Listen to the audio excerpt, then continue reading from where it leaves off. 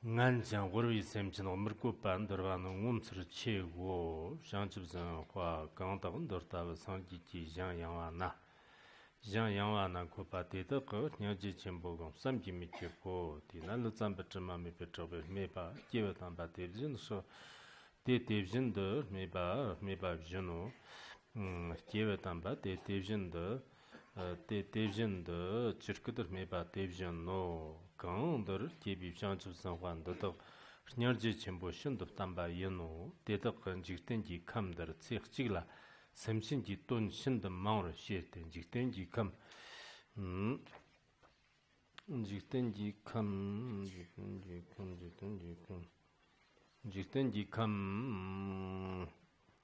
kam tamshi ji chumchuk ter karab jartung gi jang semsinji ton ter shit mani so te ji shirjena kyewa tamba te to jiktenji kam mamji pandar te to yons zambar njeriyo gya sakba chup chiyo te to na sanji ji jang jana me to che kang jena darta te warwar namla jimbe to pago tsachum charwar namla tsachum ji to pago chowar namla zope to pago lelo chan namla tsundi ji to pago semchang yangwar namla sangtan ji to pago shirim charwar namla shirib ji to pago makum birjira namla makum bab gyalin davar tombago nyense bab shobar namla thaba chimbur tono gevi irtsava nyense ba gevi irtsava mafke bar namla gevi irtsava toto vdevi ngupo jir tagdir ginm chabar simchin yongzor mambir shebar te gevab sokpi chup chuponda to raptin zambarin gerwa te to sanji ji jang jana medo shang jib zangwa te to karme ba chu tadang danam shang chu zangwan jikten ji kam amjit ba ndo ne shimpu ne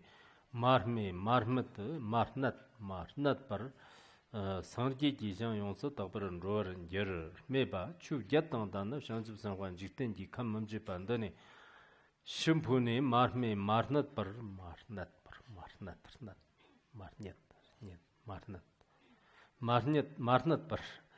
marnat par sanji ji jang yongso tagbaran ger Marnat jang. Krishnadare. Sanatare.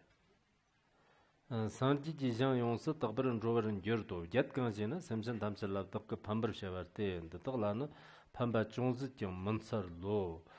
Samsan tamsi ji dungur tamsi zobra shavate. Di gevi tsawa tamsi samsan tamsi labdangwara shavu nyambadang. Samsan tamsi la chua me padang. Samsan Shangchib sanwa tamchil la stumbar tabaranda shibadang, tubadang matubi chur namla, tuni marpungwa, tuna marpungwa dang, zhanjir nyepa lam chaktok me jang, dakar nyepa lam marnyim jang, sim ngibar zamba dang, dakkan chirwa susur tukba zhanjir nipa maglangwa dang, wag yopa la ga jang, yondan tamchil yang takbar lembar te, chu gyapu te tok, danab shangchib sanwa jikten ji kam, Mamjid nin shimpune marme marna par sanji ji jang yongsa tagbaran rogaran gyoro teni lazamba chamame pa chagba dang jagru jonna kira te takan kurti ndipa te tarla chu tambe te tar tak chukchak mbam tsangwa lana me pa yang takpa shanchib ta sim kye to shanchib sanwa chun mbam tsangwa mbam tsangwa shanchib sanwa chun mirtivi chulab zopa topar kyr to zhiwi zharzi blangmi legar tel kupago.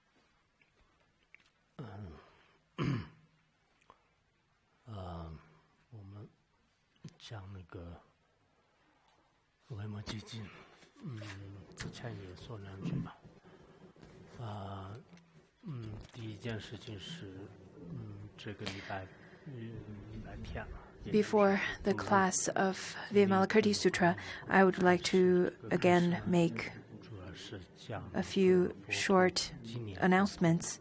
First one is that on this Sunday, we will have a class on commemorating the Buddha, the great teacher Shakyamuni Buddha, who showed us great kindness, and we should commemorate him. At the same time, in many places, would celebrate the holiday of his birth, of Shakyamuni Buddha's birth, which is Vesak. On the 12th was the day that mostly in mainland people would celebrate that day by bathing the Buddha statue. But we didn't do much about it.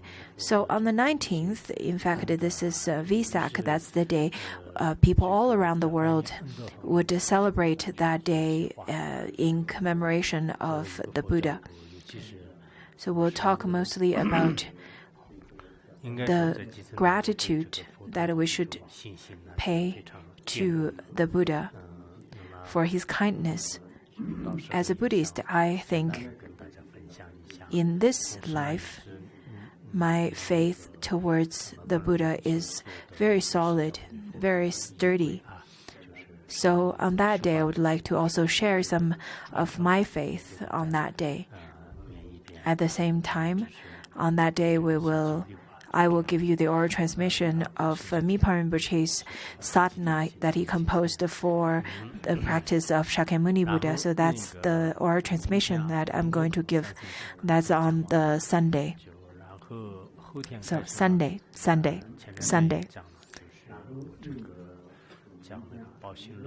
Tomorrow, I think we'll finish the class on the Sigalovada Sutra.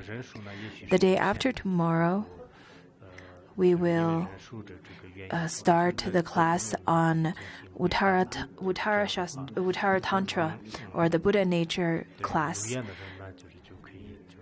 I would really like to limit the number of audience because we are currently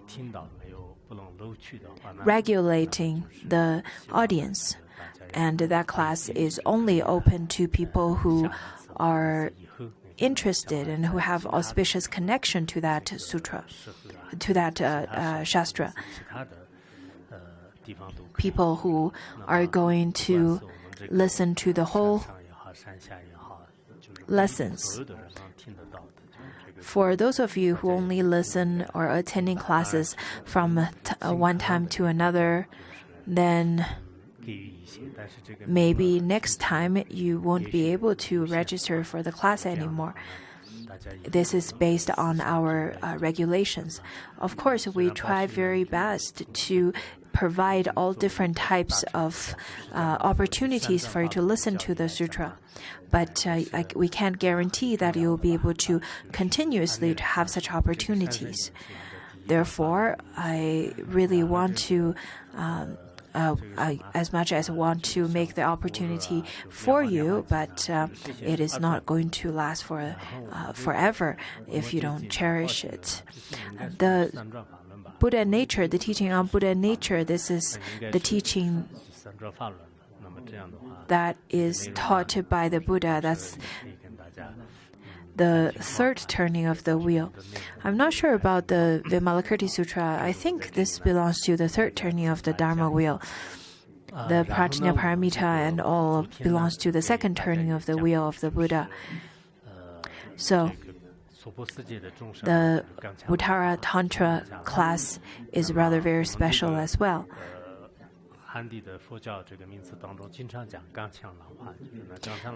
Well, now let's get back to the Vimalakirti Sutra. Yesterday we talked about how the beings in Saha world is rather difficult to tame. And when we talk about how the beings are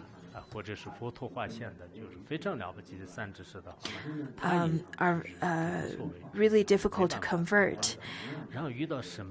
And I think the source of describing beings in such a way is probably from Vimalakirti Sutra. There are beings who don't really listen to the Dharma, and the Dharma doesn't seem like getting to their mind or softening their mind.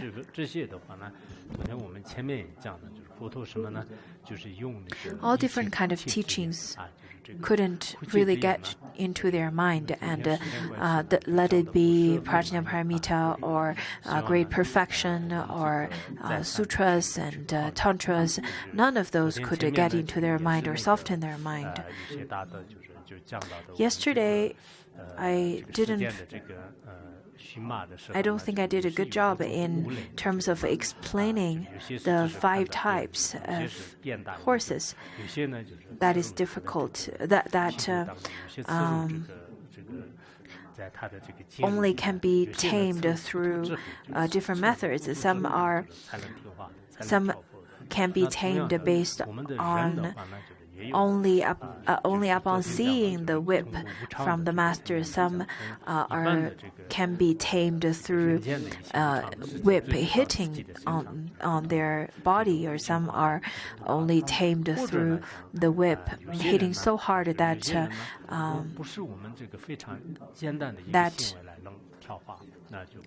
then get into the flesh of the horse. And similarly, there are people who only understand impermanence upon experiencing or at the time of deathbed. At the time of death, on their deathbed, they only contemplate on impermanence. So during the time of teaching,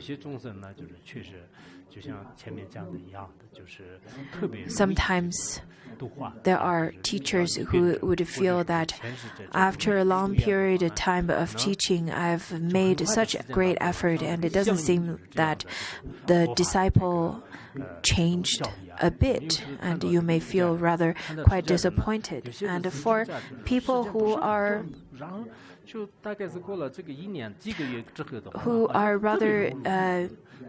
who have a rather good connection to the Dharma, and they then have very quick change in their mind stream. There are people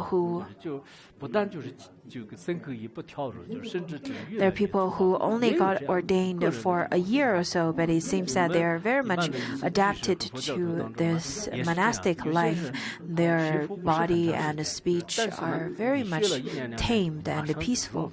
And there are people after getting ordained for a decade, it doesn't seem that their actions are very much changed at all.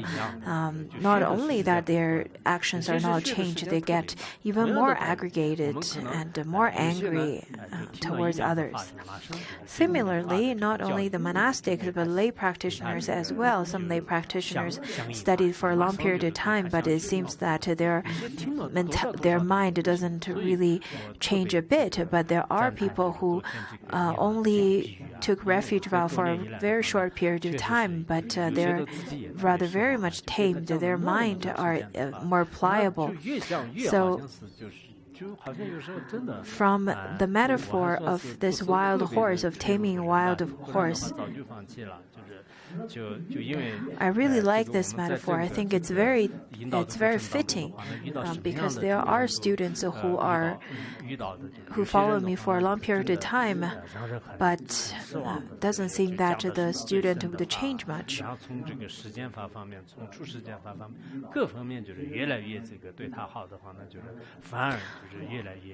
I consider myself not as a weak person. If I were to be a weak person, I probably would have given up on students who don't listen to me after a very long period of time of listening to the Dharma teachings. And there are students who only listen to the Dharma teaching for 2 or 3 years, but it seems that they can uphold many volunteer positions and really have the aspiration of helping others. So it seems that people really have very different capacity and have very different accumulation of merits from previous lives. Therefore, I think whenever it comes to your opportunity to benefiting sentient beings, you should not expect the same thing from everyone. There are people who would, after a long period of time of studying and practicing the Dharma, not only they do not get, their mind do not get more pliable, temper get more mellow, they are rather very aggravated from the Dharma teaching. And there are people who are completely different. Even after a short period of time of studying Dharma, they change very fast. So the metaphor over here also talks about how in order to tame some wild horses, they would really hit the head of the horse, or hit the right nail on the head of the horse. Just like how lots of great masters, they would use only one sentence or one word to really hit your button, and that kind of words would be remembered by the students and tame the students' minds. But of course, that also differs. There are people who remember just a very simple language from the sutra or by their teacher, and they would remember it for their whole life and really memorize that. And even such a simple sentence could liberate a disciple like that. So when you're listening to the Dharma class, you should pay attention, because you never know. You may then encounter a pith instruction right in the class. It could be the teaching from Vajrayana class, or it could be some very ordinary words from ordinary teachings in a class.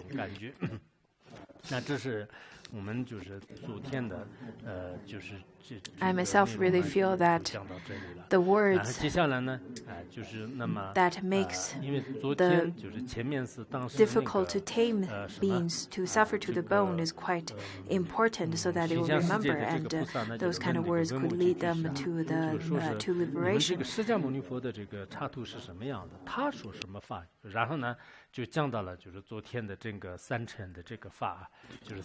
The Bodhisattvas from a host of fragrance land asked Vimalakirti, saying that, how is the Saha, what is the Saha world like, and what kind of teachings does Shakyamuni Buddha teach in the Saha world?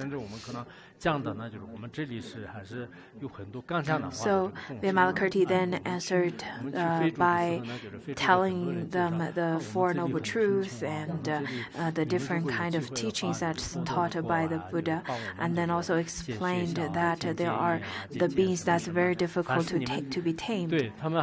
When I went to Africa, the African people kept on saying that whenever you have opportunity, could you please help us to build schools and jails? Yes, jails, because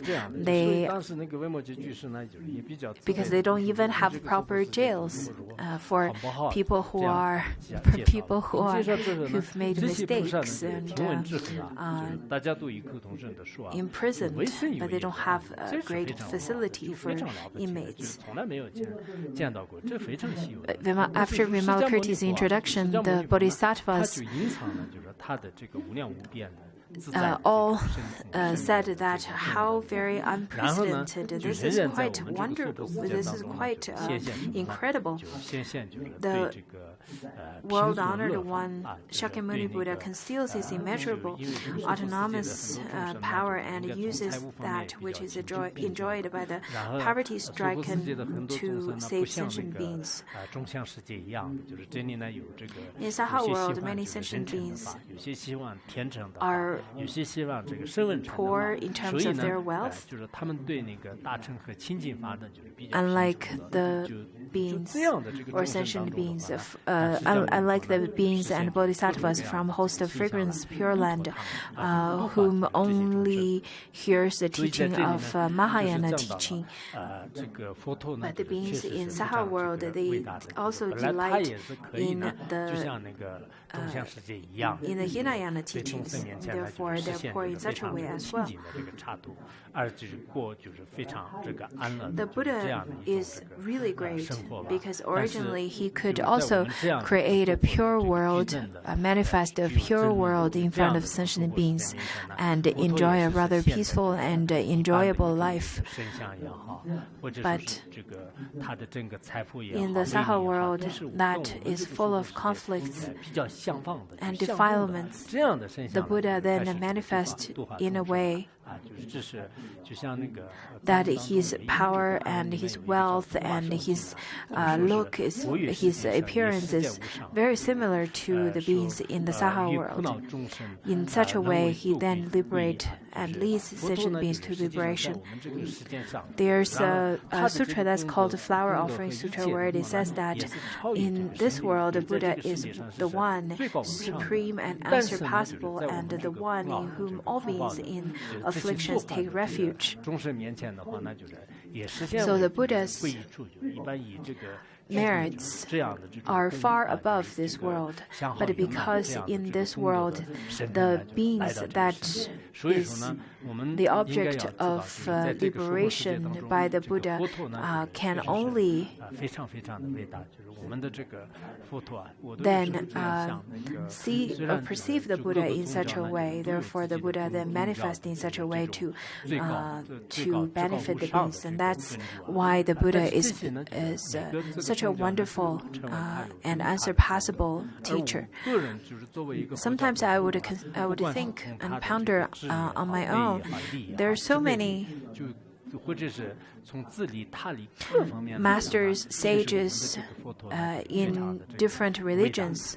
They all have great merits, but from the aspect of wisdom, compassion, and the power, from all these three aspects, the Buddha is definitely the greatest, and this is not a praise that comes from me as a Buddhist who follows the teaching of a Buddha. Rather, I am saying this based on my logical analysis, based on my own wisdom. For example, the Tripitaka, some of the Tripitaka's teachings are translated, some are not, into different languages, and some of those texts are included in our human realm, and some are in Anaga's palace, and so on. But from all of the texts that we can read and that is in this world, we can see we can have a glimpse of the wisdom and compassion of the Buddha. And this kind of wisdom comes from 2,500 years ago. This kind of wisdom and compassion are worth all the praise from both the West and East, everywhere from this world. And that is why over here the Bodhisattvas all then praise the Buddha Shakyamuni. And they said that how the Buddha manifests in such a poor form to benefit the poor beings in this world. 各方面的这个贫穷啊、落后啊。就是这些群体当中的话呢，我们大乘佛子都没有人 really likes to go to places that's rather very rich, that's very developed, that's peaceful, that's happy. But people don't really like to go to places that's underdevelopment, that is poor, and that's full of suffering and conflicts. That is on the countryside, on the rural place. I think as Mahayana practitioners, if you don't go to those places, how could you call yourself as a Mahayana practitioner who's made the aspiration for bodhicitta? I think if you could go to all those places to benefit beings, that would be quite a great thing. You should not stay in a small temple. You grow your own crops. As long as you're full, you'll be content. And this is not the kind of life that you should aspire for. Rather, in this very limited lifetime, all the things that you've studied, then if you can use all those kind of language to propagate the Dharma, to share it to people from all over the place, then that would be really wonderful. Yesterday, someone came to me and said that when I really want to spread the Dharma to each and every corner of this world. So is there such a kind of expression in Chinese? Yes? No? Maybe you should have a debate about it. So yes or no from people's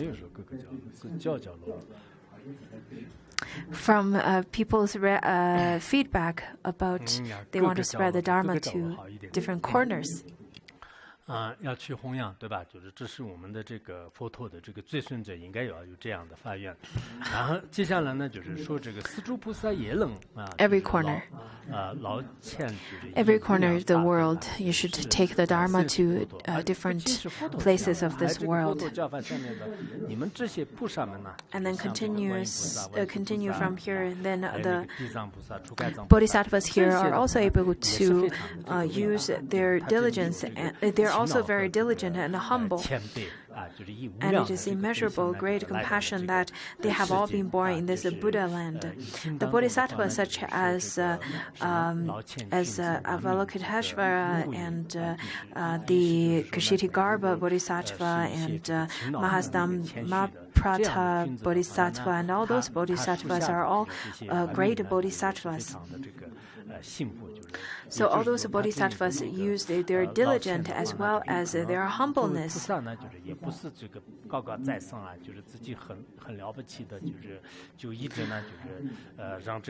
Just as a great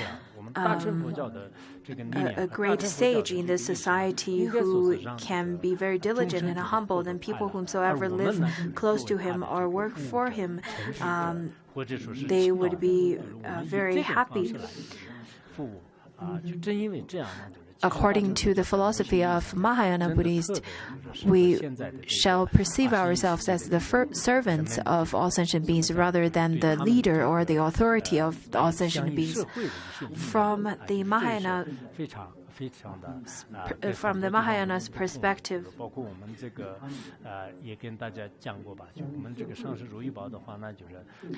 this is a view that is very closely related to how a society, how one should fit into the society. Ponsok Rinpoche has a rather very different view on people from Larungar. Whomsoever studies in Larungar, everyone are equal in terms of status. People's wisdom could be different, their practice could be different, but it is not that everyone should have, but it is not that there should be a hierarchy based on the different titles. Yes, there are thrones, teaching thrones for masters, for Dharma masters, but whenever it comes to the Dharma assembly, whenever there's any activities, everyone is of the equal status. No one is really of any special having any special treatment. treatment.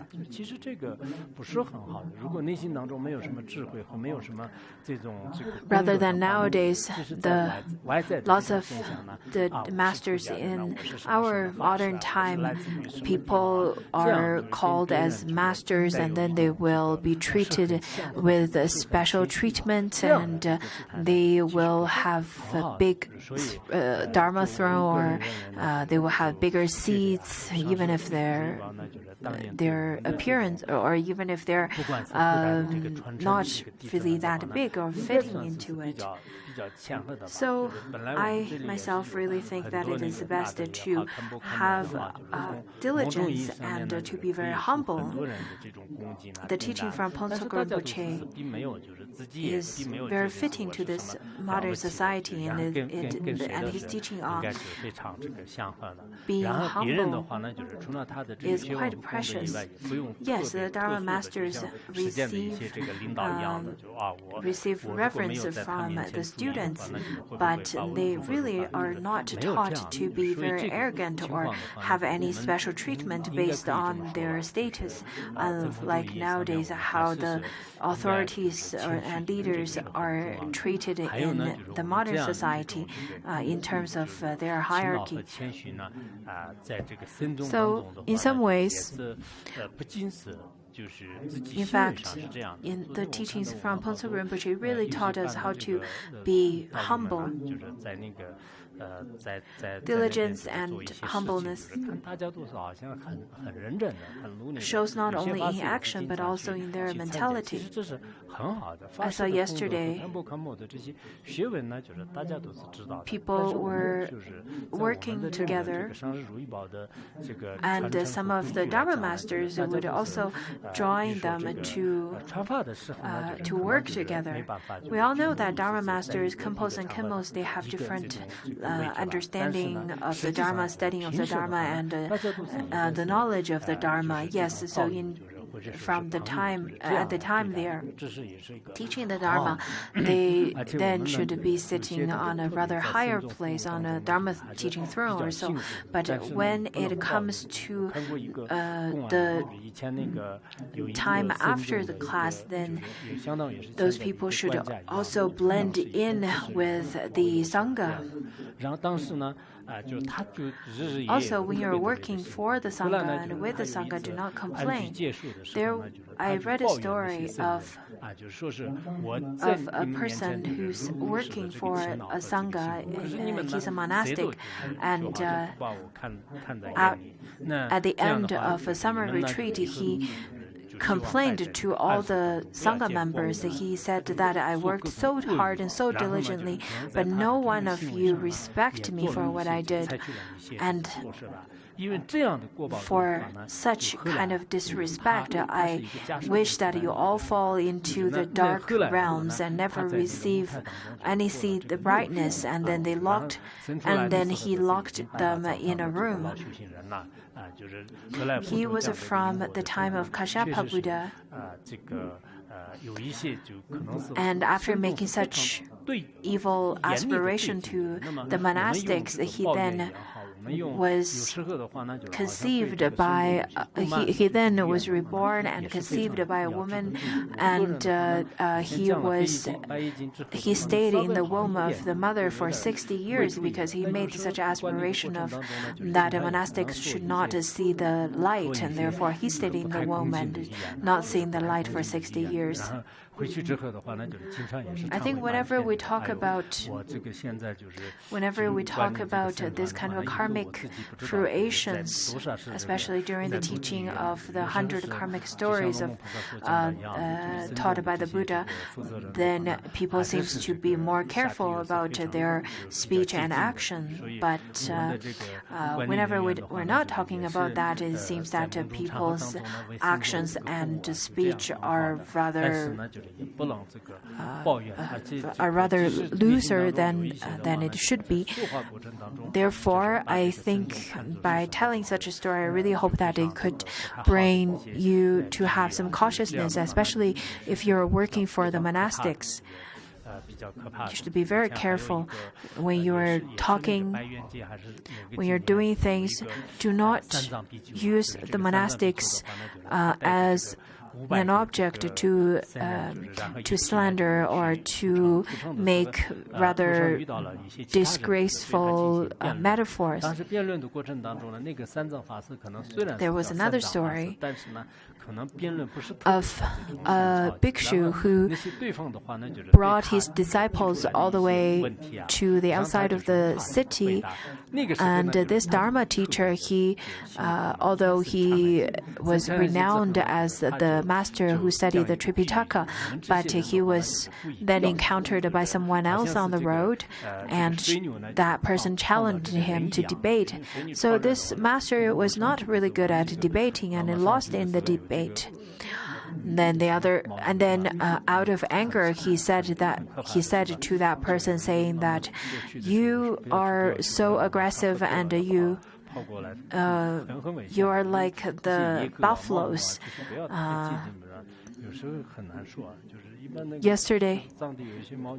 Yesterday, we actually encountered some angry yaks. I really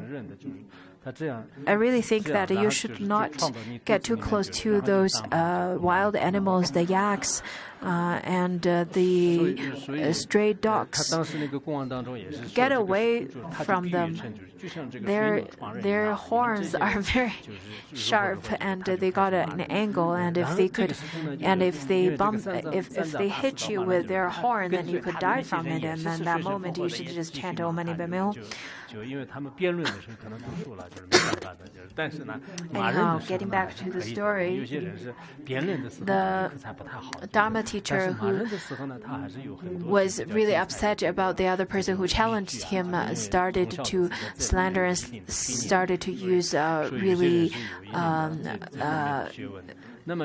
foul language to slander the other person who challenged him, and his 500 disciples all followed him and started using those filthy language to talk to the other person.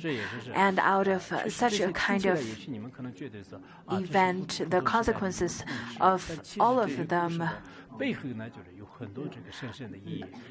turned out to be all the 500 disciples then got reborn to be buffaloes, and the master then reborn to be as the herder. It may sound like just a story, but it has profound meanings behind it.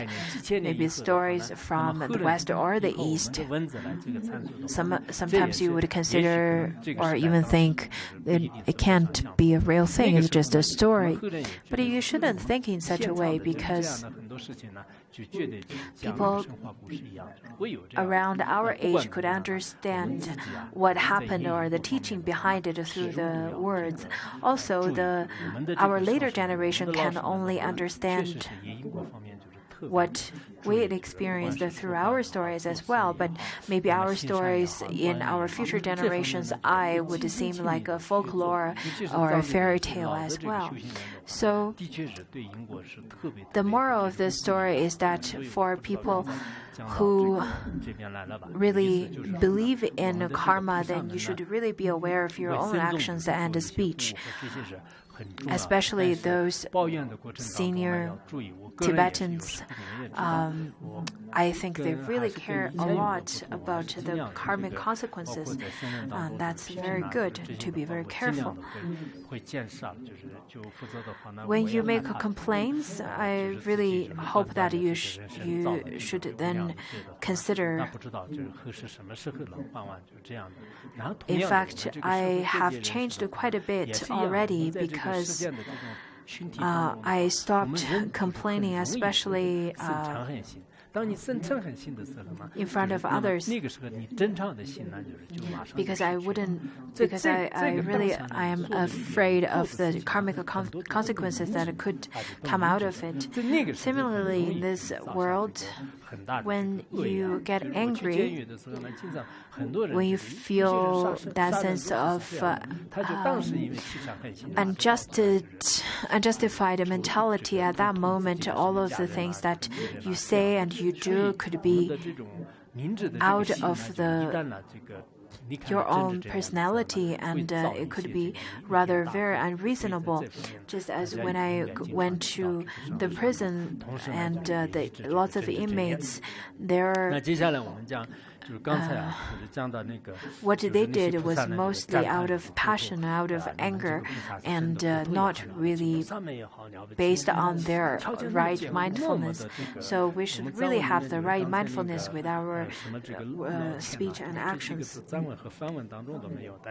So the Bodhisattva from the host of fragrance started saying that, wow, the Buddha from your land is absolutely incredible, and the Bodhisattvas in your land as well, because you are in such a really poor condition and still helping sentient beings, and that's really wonderful.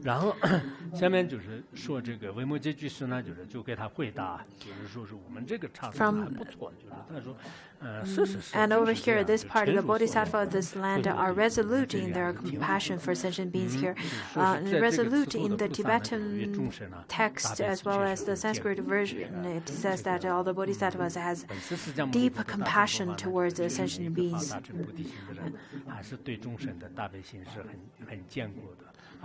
And then Vimalakirti started saying, yes, yes, indeed, indeed. The Bodhisattvas over here, they have very sturdy compassion towards the sentient beings. I think maybe out of the blessings of the lineage masters, we have some compassion. But maybe not for everyone. Maybe not that sturdy as the Bodhisattvas over here, because when we are happy, we have lots of more of compassion. But when we're not happy, then we don't have that much of compassion. Anyhow, in this world, if we can benefit sentient beings, if the Bodhisattvas benefit sentient beings in this Saha world, it surpasses the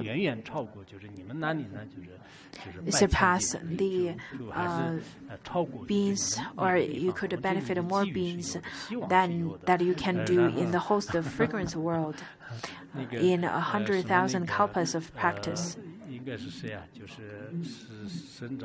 We have lots of hopes and we have lots of opportunities.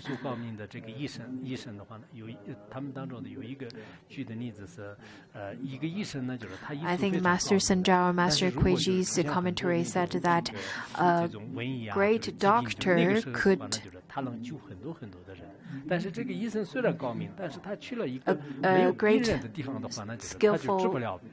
a greatly skilled doctor could work miracles in the crowd of patients who are suffering from illness, but the same doctor cannot show his skills in a place where there's no patients at all. Another metaphor says that a general, by defeating great foe, shows his courage and his capacity. But if a general who only subjugated thieves and burglars in his whole life, then it doesn't really express his great capacity in such a way. So in our world, because all the sentient beings are suffering from great afflictions, then the Bodhisattva who has great compassion could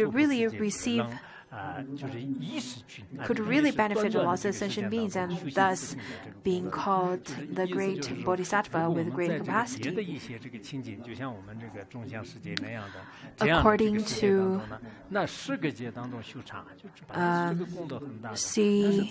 Ramati, in his text of the entering into the way of Mahayana, he said that if you practice meditation for even 10 eons in other other Buddha lands, the merits accumulated cannot be equal to that of practicing loving kindness for just a short moment in this Saha world.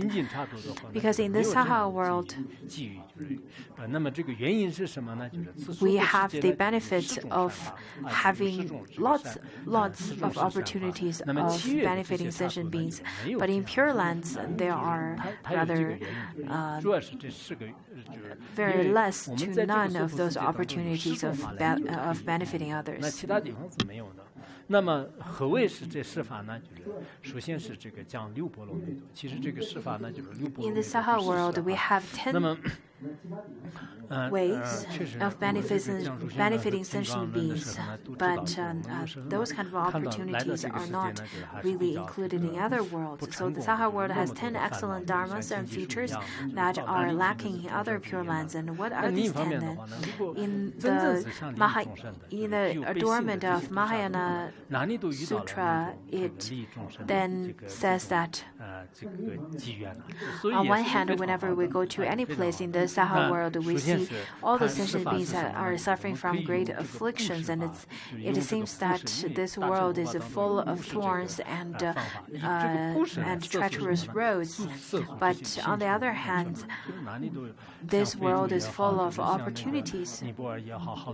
So what are these 10 excellent dharmas that can benefit sentient beings? So the first one is the poor are attracted by charity or generosity. In Africa, in Nepal, in different places of the world, there are so many poor sentient beings who lack wealth as well as dharma. Then you could very generously help them through giving them money and teaching them dharma. Nowadays, it seems that it's so digitalized that even the beggars, they have their QR codes of receiving money on their begging bowl. I used to think that the Western countries are so developed and there must be no beggars at all, but that is not true. There are lots of beggars still. It's just their ways of begging for money are rather a little bit different. And then the transgressors are attracted by pure precepts. People whomsoever transgress their precepts then can be attracted by pure precepts. The self-liberating precepts as well as bodhisattva precepts and so on. The angry are attracted by forbearance or patience. The lazy are attracted by exertion. The perturbed are attracted by meditation. The foolish are attracted by wisdom. These 6 are the 6 paramitas. And then the next one talks about those who experience the 8 difficulties or the ones who live in the conditions of 8 difficulties, who do not have any opportunity of listening to the Dharma, are saved by explanation of how to eliminate those difficulties. And those who take pleasure in Hinayana are saved by teaching of the Mahayana. So by teaching the Mahayana, then you could then liberate the ones who delight in listening to the Hinayana teachings. And the next one, the 9th one, those who without merits may be saved by the various good roots. This part then talks about to be reborn in the realm of human and celestial realm.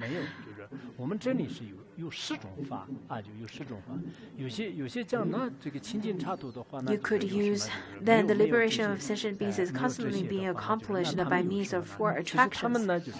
So these are the 10. Some may say that why the Pure Lands don't have these 10 dharmas then. Yes, in Pure Lands there are also beings who lack of wisdom. But those are very much unlike the ones that we have in Saha world. They do have lack of wisdom in Pure Lands. There are beings who have a lack of wisdom in Pure Lands, but it is is very different than the foolishness as well as stupidity and ignorance that sentient beings have in this Saha world. It is because in Saha world we really do have the contradictory Dharma that is completely opposite of the 6 parameters as well as all the other dharmas. Just as the fertile soil could grow great crops and come to fruition, similarly in Saha world we have the fertile soil of all the afflictions. If we were to be reborn in Pure Lands or in celestial realm, on one hand we can see that all the people are unlike the ones in the Saha world.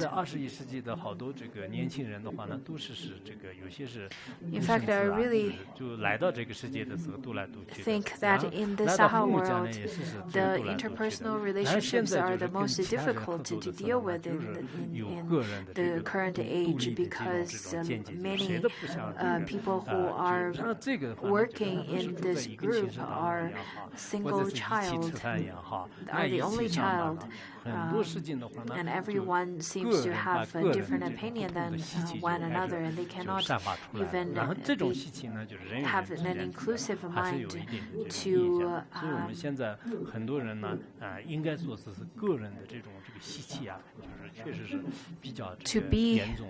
get along with others. Everyone has very different habitual patterns, and even if they live in the same room and become roommate, they cannot get along with one another.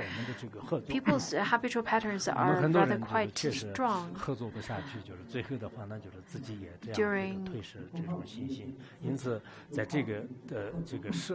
During the oral presentation, I think someone said that it is not that we don't have wisdom, it is that we don't know how to work with one another. I think that is very true. So anyhow, the 10 dharmas and the 10 contradictory dharmas, if you can see these as opportunities, as a fertile soil, then you could really give birth to the mind of great compassion, the mind of kindness, the mind of renunciation. But if you cannot take such opportunity and only dwell in your own mind, you will very quickly be left behind. I think you should become stronger in terms of the strength of your mind. And once you have a stronger mind, then you'll be able to then work through all these difficulties. Otherwise, it will be very difficult. And then Vimalakirti continue. Vimalakirti over here used his language and explained the qualities and characteristics of the Saha world.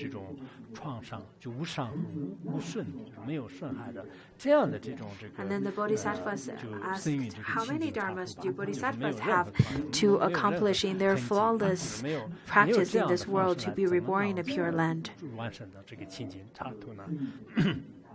那么这个时候呢，维摩诘居士说，我们这个菩萨呢，就是用8种法，如果成就的话呢，那在这个世界上是信者是无创无害，也就是无。 So how could those bodhisattvas then accomplish their flawless practice and then reborn in a pure land? Then Vimalakirti then said that the bodhisattvas accomplish 8 dharmas in their flawless practice in this world, so as to be born in a pure land. What are these kind of these 8 kinds of dharmas. 更早大师的话呢，就是按照我们现在 Over here, the categories and the lists are a bit different according to Master Jizang, according to the Tang Dynasty's translation, according to Master Sun Zhao's translation. They are all a little bit different. According to Master Qi, he didn't really separate those into the 8 very clearly. So over here, we will categorize it according to the 8 that's listed by Master Sun Zhao. So the listing, in fact, in the English version will be very different as well. 我们在座的各位也是一样的，我们在这个娑婆世界中，那么维摩诘居士说是，我们这里有很多的这个机缘，我们把这8法做得很好的话呢， Just like the dharmas or the causes that could lead one to be reborn in the Pure Land, over here the bodhisattvas then has these 8 kinds of practices as causes so that they can be reborn in Pure Land. Vimalakirti pointed out that in the Saha world there are so many opportunities, and the bodhisattvas up on accomplishing these 8 kinds of dharmas, then they will just flawlessly be reborn in a Pure Land, and they don't have to stay in Saha world. 然后代数那个这些烦恼啊、痛苦啊，还要做回向，这是第一个。然后第二呢 The first one it says that they benefit sentient beings without seeking recompense. They experience the very suffering in place of all beings. They donate all merits from their action to others. This is the first dharma. All 3 of them are the first dharma. And the second one is in humility and non-interference. They are all even-minded towards all sentient beings. The bodhisattvas do not have arrogance towards others, and they don't have likes and dislikes in terms of sentient beings. In fact, without arrogance is quite important. It's quite important. According to the 6th Paramita Sutra that embraces the essential of Mahayana, it says that although having possessed various good qualities, one should constantly be modest and humble, just like a tree with plenty of ripened fruits, whose branch would naturally bend down. Because the fruits are all matured and all ripened, and once they ripen, then the branch would naturally then bend. Just as Mipa Rinpoche's teaching, where he says that the one with arrogance are just like are just like a tall standing tree without any fruitions, without any fruits to offer, just like that they have no merits.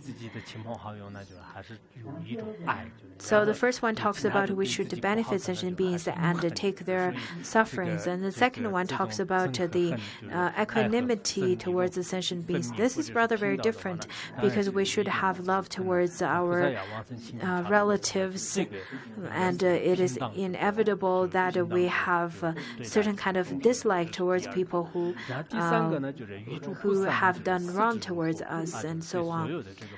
But towards the bodhisattvas, they should have even-mindedness towards all sentient beings.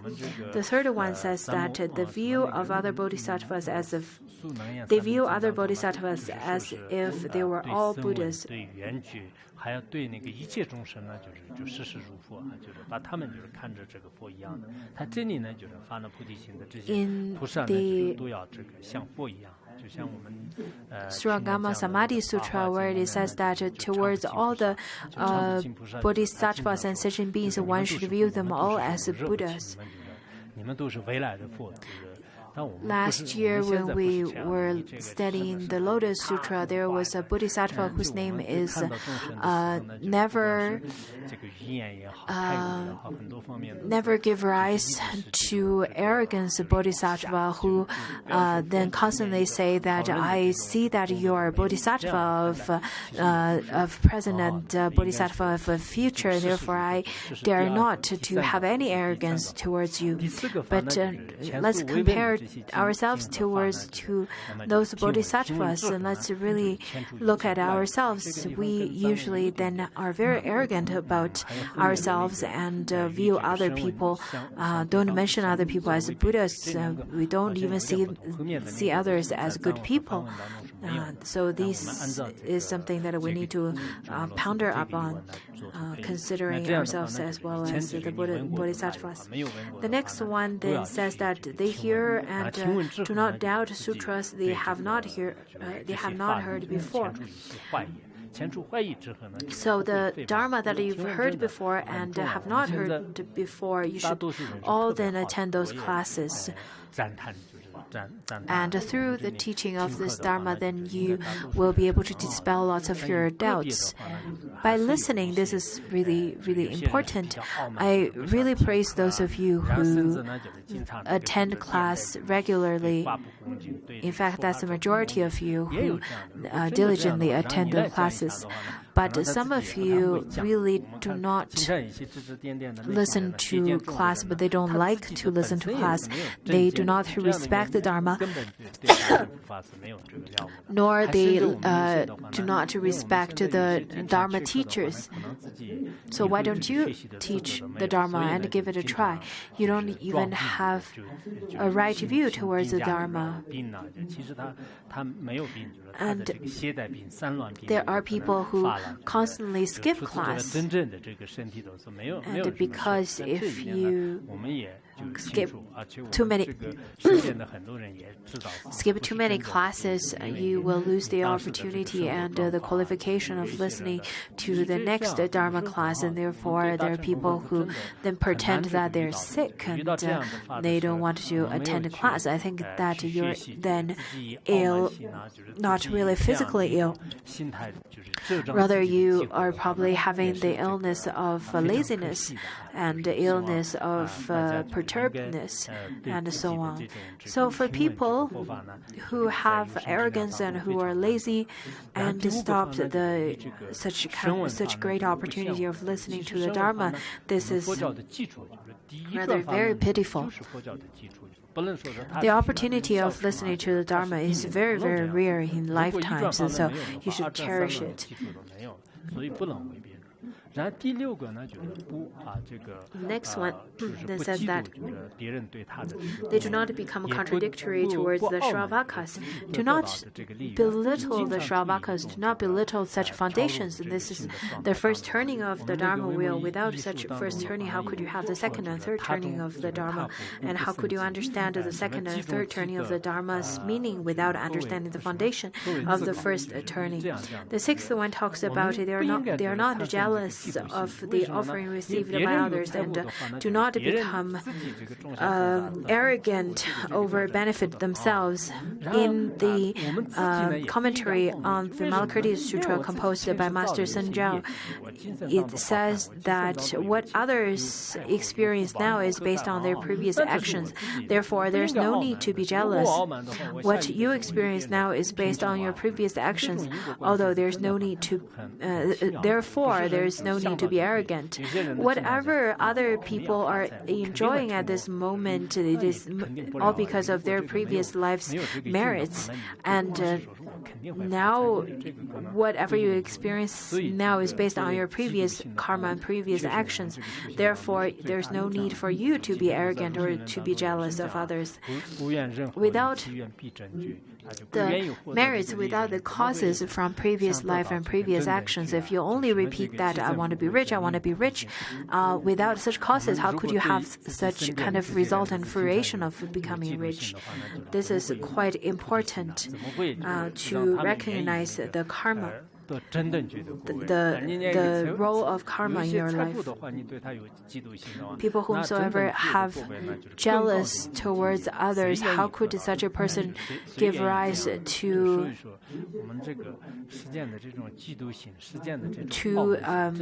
bodhicitta, where you hope that every being would have the great enlightenment? If you don't even want this person to have temporary happiness or of wealth, of fame, and so on. This kind of affliction, this kind of afflictions cannot be the same as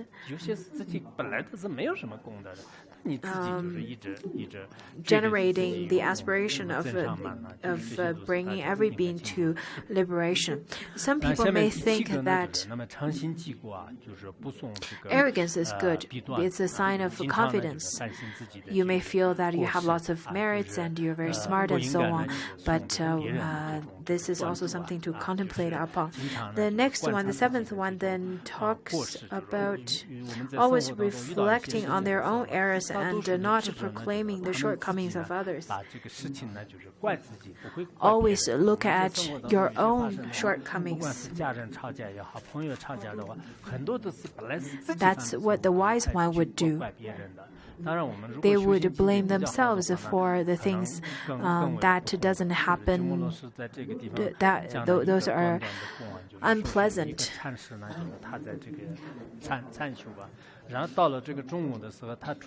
People with good insights and with a good level of realization, their reaction would be very different than those of people who don't have good practice or understanding of the Dharma.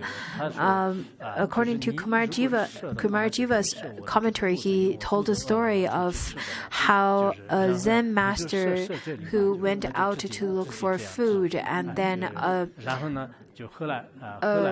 robber at that time was going to shoot him with an arrow. And the Zen master saying that, well, you should shoot me in my stomach because I came out to search for food because I was hungry, and therefore this is really my own stomach's problem.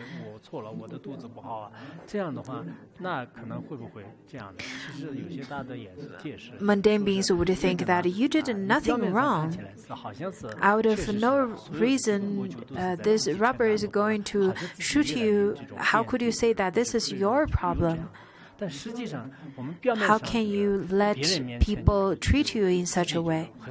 But great masters have this commentary saying that people whomsoever could look inward and search for the shortcomings of oneself and trying to take up the shortcomings, take up the responsibility of receiving such kind of a result would be helpful to enlarge your own mind.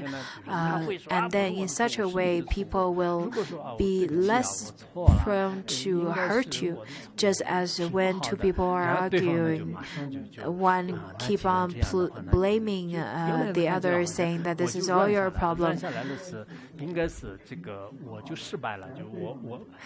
And the other person would say, no, this is not my fault. Or you could see it from the other way by saying that, yes, this is my problem. It was my problem, my mistake. I'm so very sorry. But some wise people would not argue with the other. Rather, they would take up the responsibility. I think this is also a method of easing and pacifying the situation.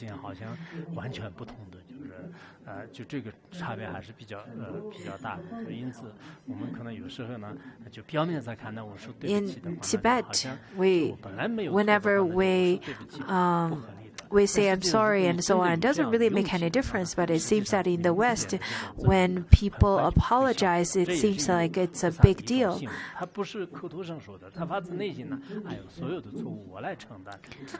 There are situations where you didn't do anything wrong, but if you are apologizing for this situation, then it could really help and pacify the conflict. That's what bodhisattvas would do. Not only they express such apology, they sincerely take up the responsibility for such conflicts. There are people who really, there are people around me who really like to tell me about other people's shortcomings. Whenever people who tell me that, and then I would think to myself that, well, this person also has the shortcoming of perceiving other people's shortcoming. At the same time, have the shortcoming of the speech of naming other people's shortcoming, just as the perceiver and the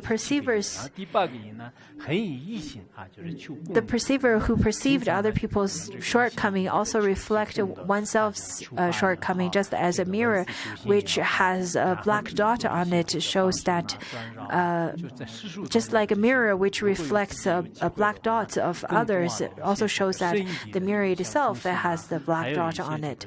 Therefore, it is really best to accumulate merit as much as possible. And studying emptiness and benefiting others, this kind of merit could really benefit you because you can generate the limitless merits. There was a story of how a 100-year-old dancer, the dancer said that I've danced for the whole life, but because I don't really have to dance, but my dancing is really to teach my next generation so that they will copy and study from me. Similarly, the Buddha also, who is perfected the field of merit, but still manifest in the way that continuously to accumulate merit through different ways.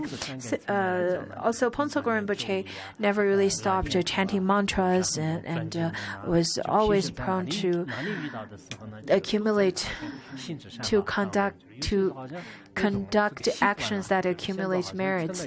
I see many practitioners who would follow his action and chant mantras, use his prayer wheels, and those kind of meritorious actions became habits, and they would immerse those kind of habits in their life.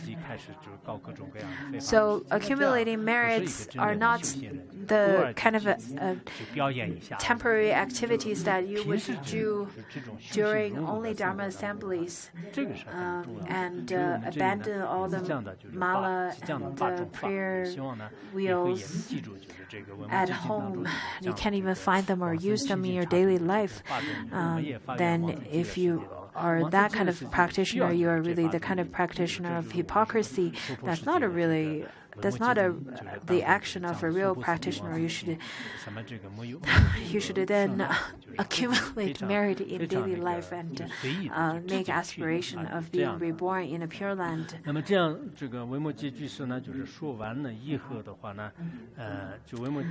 So these are the 8 dharmas that the bodhisattvas can practice to be reborn to born in Pure Land. After talking that, then Vimalakirti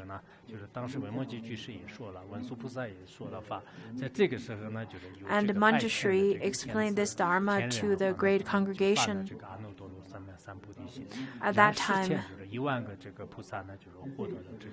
100,000 gods and humans all generated the intention to achieve Anattara Samya Sambodhi, and 10,000 bodhisattva attained the forbearance of non-arising of dharmas.